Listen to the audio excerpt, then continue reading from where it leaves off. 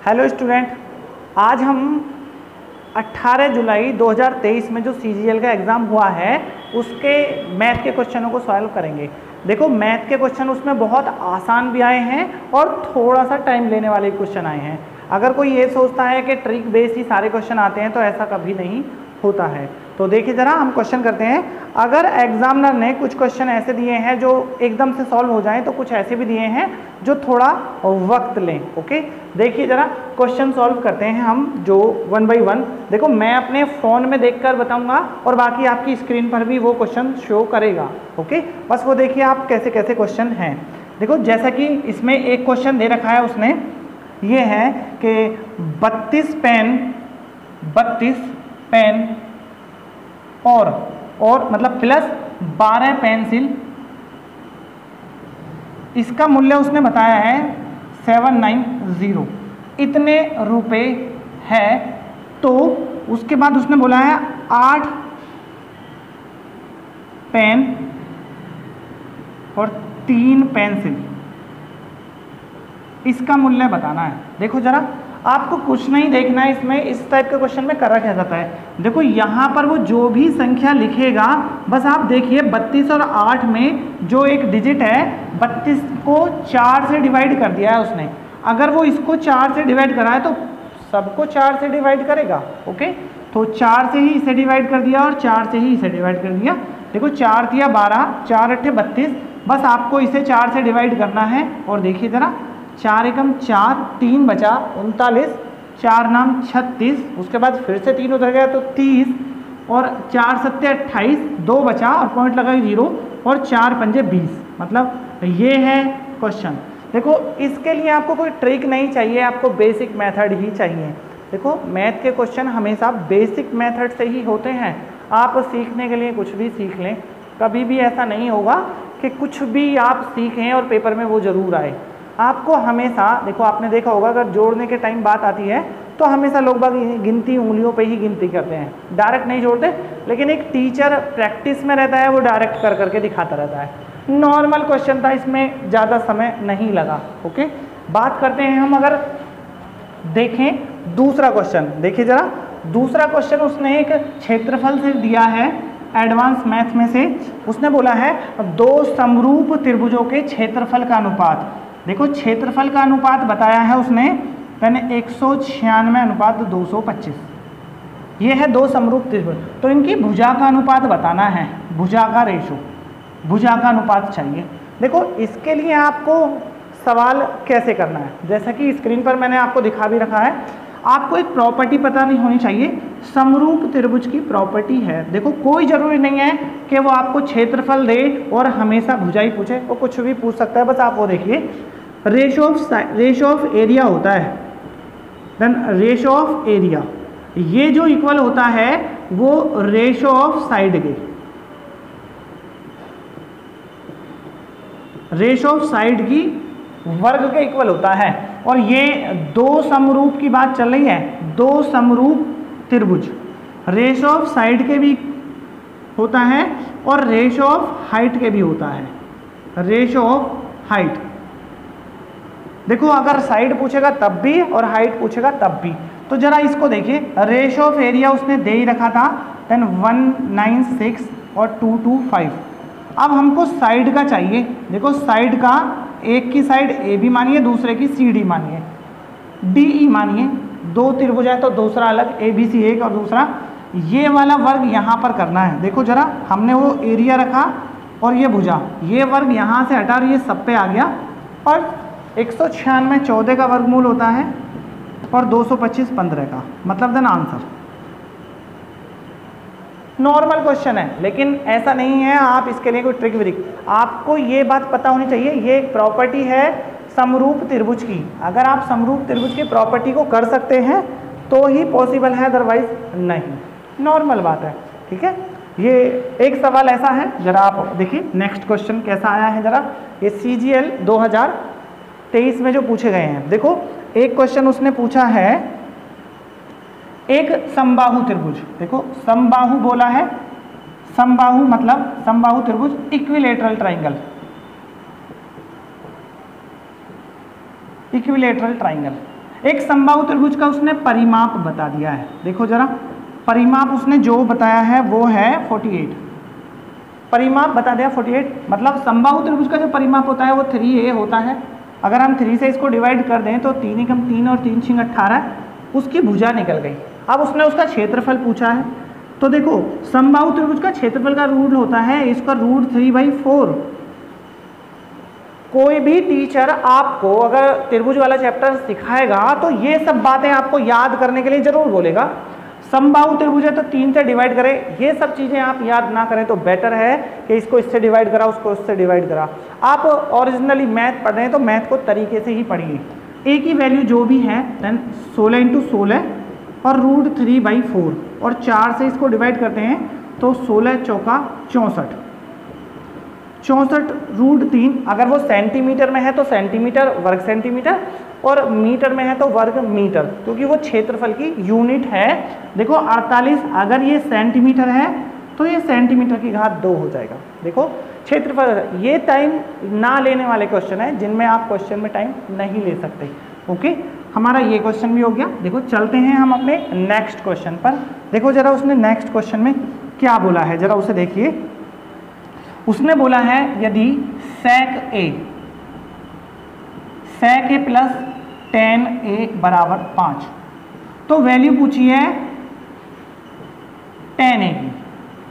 देखो वो tan a की भी पूछ सकता है, sec a की भी पूछ सकता है, वो जिसकी मर्जी पूछे उससे कोई प्रॉब्लम नहीं है। बस आप एक पॉइंट ध्यान रखिए, अगर आपके पास ये प्लस में है और ये डायरेक्टली दे रखा है तो आपको जब भी ये माइनस में लिखना है मतलब आपको ये दोनों वैल्यू याद ही रखनी होंगी, वरना आपको ये सॉल्व करना पड़ेगा माइनस में आया कैसे। ये दो इक्वेशन हो गई, हमको निकालना है tan a, तो आपको ये घटाना होगा यहाँ पर। देखो अगर आप घटाएंगे नहीं तो sec a की वैल्यू निकलेगी, फिर sec a की वैल्यू आप इसमें पुट करेंगे तब आगे की वैल्यू निकलेगी। तो आप इसे घटाइए, घटाने पर ये निशान चेंज हो जाएंगे। ओके, तो ये दोनों कट जाएंगे, ये दोनों ऐड हो गए, देन 2 tan a बराबर देखो 5 - 1/5। आप इसका एलसीएम ले लिए, 5 × 25 25 में से 1 गया तो 24/5। ये वैल्यू आई 2 tan a की, लेकिन हमें tan a चाहिए, 2 नहीं चाहिए। तो यहाँ से tan a बराबर मतलब ये 2 इसके नीचे जस्ट जाएगा तो 24/5। आप इससे इसको डिवाइड कर सकते हैं, 2 एकम 2, 2 दूनी 4 और 12/5 आता आंसर। देखो ये त्रिकोणमिति का सवाल है जो बहुत नॉर्मल ही पूछा गया है, इसमें ज़्यादा आपको इतना कंफ्यूजन नहीं दिया उसने। अब भी नॉर्मल, देखो सीजीएल में ऐसा नहीं है कि आपको हमेशा हार्ड ही क्वेश्चन पूछा जाएगा, नॉर्मल भी क्वेश्चन पूछे जाते हैं, बट 1-2 क्वेश्चन तो हार्ड आते ही हैं। ओके, देखो ये बहुत आसान क्वेश्चन दिया है उसने। जरा आप एक और देखिए, उसने इस बार क्या पूछा है। उसने एक लाइन बोली है, देखो लाभ हानि से रिलेटेड एक सवाल लाभ हानि का दिया है। उसने बोला है किसी वस्तु को 2000 रुपये में बेच दो, मतलब 2000 रुपये सेलिंग प्राइस है इसका, बेच दी और इससे उसको लाभ हो गया।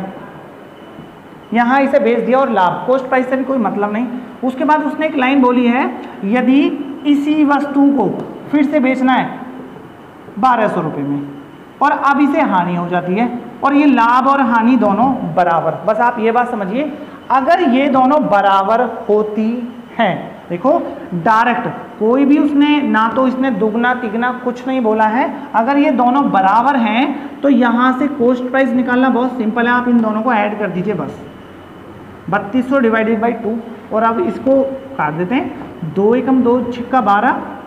अगर वो पूछता है कॉस्ट प्राइस देन आंसर, लेकिन उसने बोला है अगर उस पर 20% का प्रॉफिट हो जाए तो उसका सेलिंग प्राइस बताओ। तो देखो जरा 20% का प्रॉफिट इस पे लेना है तो 1600 × 120/100, 2 0 से ये 2 0 कट गई, देन 0, 12 × 72, 2 7 और 12 एकम 12 और 9 19, ये आ गया 1920 तदन आंसर। देखो अब एक बात और यहीं पर बता दें, आपको अच्छा रहेगा, हमेशा सेम लाभ हानि बराबर करेगा जरूरी नहीं है। जरा आप एक पॉइंट और देखिए वो क्या कर सकता है, वो बोलेगा होने वाला लाभ। अगर वो ऐसा ना बोल के कि इसने बेचना पर लाभ और हानि 2 गुनी हो जाए तो आपको हानि ऐसे लिख देनी है। लेकिन अब लाभ का रूल होता है selling price minus cost price, और यहाँ भी cost price minus selling price.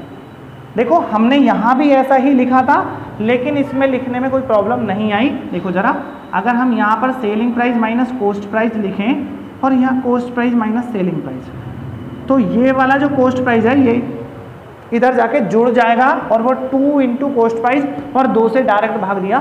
Teacher mostly आपको बस ये बात बताते हैं, ये नहीं बताते, जिसकी वजह से आपका सवाल छूट सकता है एग्जाम में। आप दोनों बात ध्यान रखिए, अगर वो डायरेक्टली लाभ और हानि बराबर देगा तो आपको 2 से डिवाइड करके आंसर दे देना है, कोई प्रॉब्लम नहीं है।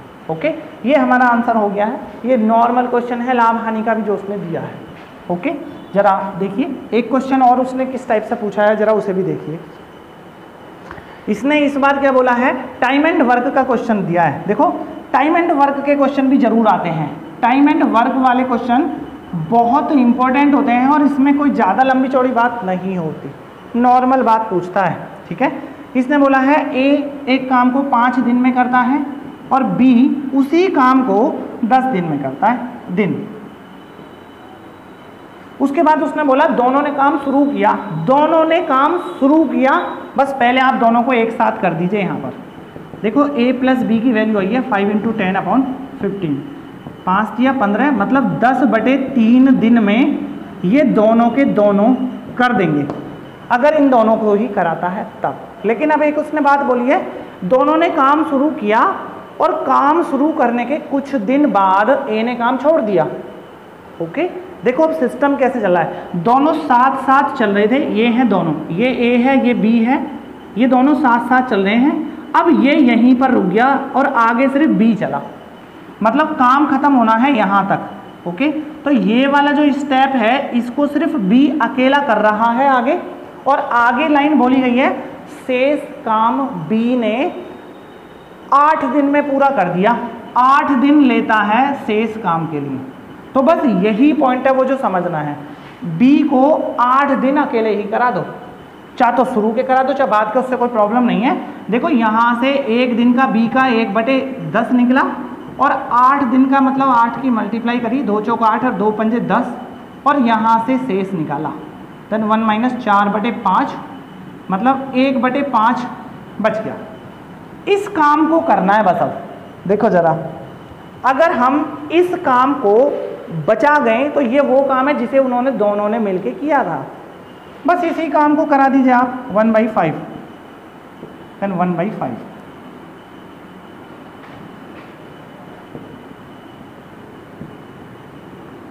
पाँच दूनी 10 मतलब 2/3 दिन, इतने दिन बाद एक काम छोड़ देगा। तो नॉर्मल है, बहुत आसान ही है, इसमें कुछ भी नहीं है। 2/3 दिन बाद एक काम छोड़ देगा, है ना आंसर। कहते इसमें कुछ भी नहीं है ऐसा जिसके लिए आप कंफ्यूज हो जाओ। ओके, बहुत नॉर्मल चीज़ है टाइम एंड वर्क में। ओके, बट इसके लिए ये रूल याद करो वो रूल याद करो ऐसा कुछ नहीं करना। ओके, देखिए जरा एक क्वेश्चन उसने क्या पूछा है, ये भी क्वेश्चन बहुत नॉर्मल तरीके से पूछा गया है, जरा आप इसे भी देख लीजिए। एक चोर और पुलिस वाला सवाल पूछा है उसने। देखो ये उसने टाइम एंड वर्क से ना पूछ के टाइम एंड डिस्टेंस वाले चैप्टर से पूछा है, और टाइम एंड डिस्टेंस का सवाल बहुत नॉर्मल होते हैं। उसमें आपको एक रूल होता है दूरी बराबर चाल गुणा समय, बस इसको, लेकिन आपको इनकी भी ट्रिक याद करनी है। चाल बराबर करने के लिए एक दूसरा तरीका, समय के लिए कुछ और तरीका, ऐसा कुछ नहीं। इसे करिए, अगर वो इसे पूछता है तो ये नीचे, इसे पूछता है तो ये नीचे, नॉर्मल बात है। उसने बोला है एक चोर 8 किलोमीटर प्रति घंटा की चाल से भागता है। देखो ये रहा चोर, 8 किलोमीटर प्रति घंटा की चाल तो ये है। उसके बाद ये बोलता है उसी दिशा में एक पुलिस 10 किलोमीटर प्रति घंटा की चाल से भागती है। 10 किलोमीटर प्रति घंटा की चाल से, दोनों सेम डायरेक्शन में जा रही हैं। सबसे पहली कंडीशन, सापेक्ष चाल आपको यहाँ पर निकालनी होगी। अगर दोनों सेम डायरेक्शन में जाते हैं तो दोनों की चाल ऐड हो जाती है, तो 10 + 8 देन 18 और मल्टीप्लाई 5/18। देखो 5/18 इसलिए क्या है कि ये मीटर प्रति सेकंड हो जाए, क्योंकि वो हमेशा डिस्टेंस देगा और ये 600 मीटर की उसने डिस्टेंस दोनों के बीच बता दी है। अगर ये बीच में मीटर दे रखा है तो आपको ये चेंज करना ही होगा। देखो 18 से 18 सीधा कर गया तो ये 5 मीटर प्रति सेकंड हो गया। यहाँ तक बात ठीक है आपकी। आप जरा देखिए सवाल उसने क्या बोला है, मीटर प्रति सेकंड। उसने बोला पुलिस वाला चोर को कितनी देर में पकड़ लेगा, तो मतलब समय चाहिए, समय बराबर, देखो समय दूरी बटे चाल के अकॉर्डिंग चलते हैं हम। दूरी 600 है और 5, मतलब 5 एकम 5 और 5 दूनी 10, 120 सेकंड। इसे मिनट में भी बदल सकता है, अगर उसने ऑप्शंस में ये दिया है तो 2 मिनट, 2 मिनट बाद पुलिस वाला चोर को पकड़ लेगा, जिस रफ्तार से ये बात चल रही है। देखो नॉर्मल क्वेश्चन है एकदम, टाइम एंड डिस्टेंस से भी ज़्यादा हार्ड क्वेश्चन नहीं दिया उसने। जो भी एग्जामिनर बना रहा है उसने कुछ क्वेश्चन ऐसे दिए हैं जो थोड़ा वक्त लेंगे, लेकिन कुछ क्वेश्चन ऐसे दिए हैं जो बिल्कुल भी वक्त नहीं देंगे। ओके, आप देखिए एक क्वेश्चन कैसा पूछा है उसने, ये वाला पूछा है टाइम एंड वर्क से, फिर से पूछा है बारी बारी से रिलेटेड। देखो जरा, एक ए और एक बी, ये 2 लोग हैं वापस। ए किसी काम को 15 दिन में करता है और बी उसी काम को 12 दिन में करता है, और ये बारी बारी से काम करते हैं। देखो जरा, बारी बारी वाला और बी प्रारंभ करे। देखो ये सवाल बारी बारी से रिलेटेड है। लोग बागों को इसमें बहुत सारे कंफ्यूजन है, ट्रिक वगैरह भी होती हैं इसमें। तो आप जरा बस एक बात देखिए, सवाल में करना क्या होगा। अगर सवाल को देखें तो नॉर्मल बात है एकदम, बारी बारी में बस सबसे पहला इंपॉर्टेंट पॉइंट है कि प्रारंभ कर कौन रहा है। ओके, बस इस पे नोट करना है असली खेल। अगर इसको प्रारंभ करने वाला है जो भी, तो आप उसे ऊपर लिख दीजिए। एक तरीका तो ये भी है, इसको 12 लिख दीजिए और इसको 15 लिख दीजिए। एक तरीका, आप पहले ए को ना पढ़ के बी को पढ़िए, एक तरीका ये भी है। देखो आप ये कंफ्यूजन ना रहें कि कौन पहले कौन बाद में, जिसको बोले आप उसी को पहले लिखिए, पहली शर्त। ओके, अब जरा यहाँ पर देखिए इन दोनों को, यहाँ से इसका 1 दिन का और इसका भी 1 दिन का, दोनों का निकालते हैं तो 1/12 और 1/15 निकला।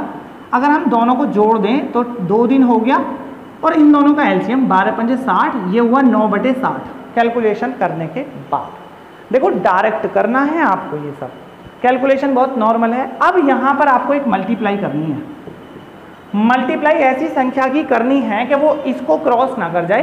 तो 9 में मल्टीप्लाई होती है सिर्फ 6 की, मतलब 12 दिन में काम हो गया। 6 से आप इसे काट दीजिए, 9/10 काम हो गया। 9/10 काम बोलिए या 9/10 भाग बोलिए, इतना काम हो गया। बस आप शेष निकालिए जरा, देन 1 - 9/10, मतलब 1/10 काम बच गया। ये जो बच गया है, बस आप यहाँ से ही प्रॉब्लम शुरू होती है। इस काम को आप डायरेक्टली इस बी से करा कर देखिए, क्योंकि अब इतने दिन के बाद अब बी का ही नंबर है। अगर वो 1 दिन से कम टाइम लेता है तो आंसर यही हो जाएगा, और 1 दिन से ज़्यादा लेता है तो कुछ और भी करना होगा। अगर हम 12 में 1/10 की मल्टीप्लाई करें, 2 × 12, 2 × 10, मतलब 1 सही 1/5, मतलब 1 दिन से एक्स्ट्रा है, तो हमारा ये वाला हिस्सा अभी काम नहीं करेगा। अब आपको इसमें से 1 दिन का हटा दीजिए, 1 दिन का बी का हटाने पर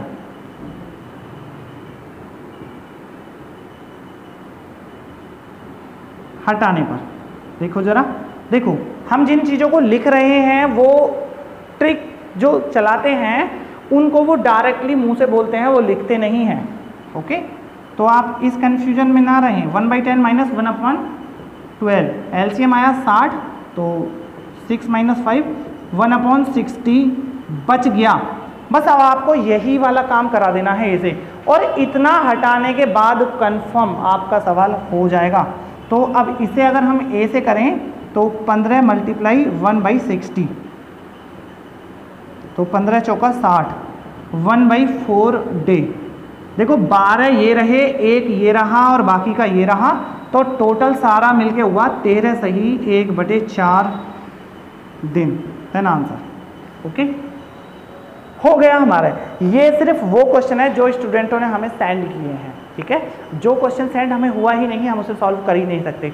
अगर आपके पास भी ऐसा कोई क्वेश्चन है जो 18 जुलाई में आया है तो आप उसे हमें सेंड कीजिए, ठीक है। और आज 19 जुलाई है, आज का एग्ज़ाम अगर आप दे रहे हैं या देने वाले हैं आपका कोई दोस्त भी, तो आप उसके क्वेश्चन भी हमें सेंड करें।